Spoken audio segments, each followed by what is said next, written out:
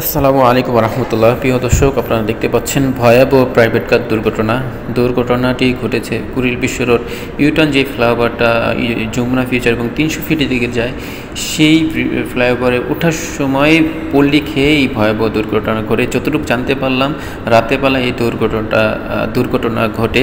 তো প্রিয় দর্শক, ভিতরে কেউ আটকা আছে কিনা আমি ঘুরিয়ে ঘুরিয়ে দেখানোর চেষ্টা করছি। দুর্ঘটনা ঘটার কারণ হতে পারে চালক, যেই ড্রাইভার আছে সে অসচেতনভাবে গাড়ি চালানোর কারণে, হয়তো নেশাগ্রস্ত যদি থাকে এই কারণে হতে পারে, বা ব্রেক ফেল হয়ে গেলে এই কারণে দুর্ঘটনা ঘটতে পারে। তো প্রিয় দর্শক, সচেতনভাবে গাড়ি চালালে এরকম বড় বড় দুর্ঘটনা থেকে বেঁচে থাকতে পারবেন চালকরা, ড্রাইভারগুলো।